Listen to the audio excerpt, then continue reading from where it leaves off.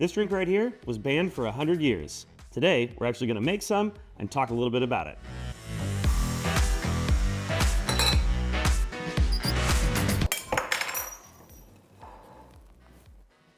This is a bottle of absinthe. So absinthe is a spirit that is distilled and steeped to get this really cool green color and all the flavors that you're associated with it. So you may be familiar with this or not familiar with it, but you've probably had it in a Sazerac cocktail, and they'll kind of spritz the glass with it or rinse the glass, or even in an absinthe fountain. A fountain? You know, a fountain. You know, those different than an absinthe fountain. Or maybe even with an absinthe fountain where you can have it kind of go over a sugar cube and actually get to see the process of lushing, which is, I think is pretty cool. One of the greatest things about this spirit. So in order to make absinthe and show you guys how we're gonna do it today, I'm just gonna take this boiling flask and I'm going to actually add a little bit of all my ingredients. So the first one, being the guy that got it banned all in the first place, wormwood. So wormwood contains a compound called thujone, and that's been demonized as the thing that is bad and it will make you hallucinate and all that, but that's not actually true, and it was all based off a bunk scientific study that they really dosed the heck out of some rats. Second ingredient, we have green anise or anise seed. That's gonna complement these flavors. All of these flavors are kind of like black licorice. That's the most common flavor characteristics you're gonna think of when you think of absinthe.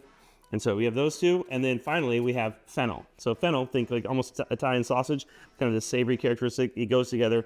Those three are the base of my absinthe. And I actually add in little star anise. So it's really kind of hammering home the black licorice flavor that we're gonna get in the absinthe. It took about 8 years of a bunch of trial and error to try to come up with this recipe, and it allowed me to get the flavor that I wanted and also kind of balance out, make it a very traditional absinthe as well. So I'm gonna take this, and I'm actually gonna add, can't just distill that, I need to add a spirit. So traditionally, you would use unaged like grape brandy, or maybe like a pisco or something like that. Well, I don't have that at my distiller. We don't distill anything with grapes, but we do have some other spirits that we do. And so what I'm actually using here, and what I found works really, really well, I like to use, essentially it's the end of a gin run. So it's already got a little bit of flavor going on with it. It's similar to my gin, but it is not as well balanced as my gin, but it works really well with all of these, because whereas gin, I think is more of a scalpel. It's like, it can be a lot more delicate. Absinthe is more of a hammer. It's got really big flavors. And so here, I'm gonna add this, but this is going to get us like right in the ballpark of kind of what we're doing. So there you can kind of see it's all together, and through movie magic, we're gonna let this sit for a day, and then I'm gonna distill it.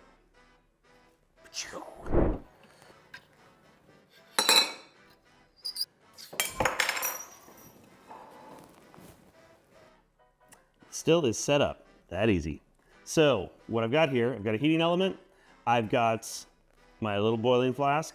What that's gonna do is going to heat up the liquid in there. That's gonna make it go into a vapor. That vapor is gonna travel up here.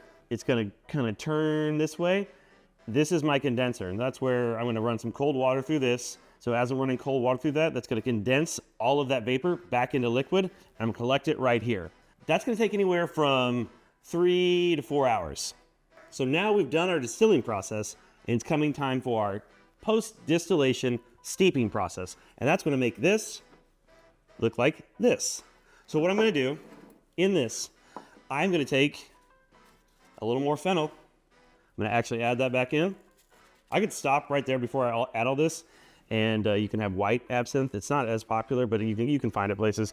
I think it's more, I really like the way some of these other botanicals are gonna come in and complement it. I actually add, this is a little lemongrass. I have here, this is some peppermint, this peppermint leaf. And you can kind of see where the green color is gonna start to come from. I also have some spearmint leaves. Yes, those are two different plants. Then I have some hyssop. All these things kind of, they really complement the black licorice flavor that you're gonna get. And then I'm gonna add a little bit more of the green anise. And now we wait at least 3 weeks. 3 weeks later, here we are. Definitely 3 weeks later. You can actually see in there how it's picked up a bunch of color. And so what we're gonna do, final step, is I'm gonna strain off these botanicals. There you can see that color.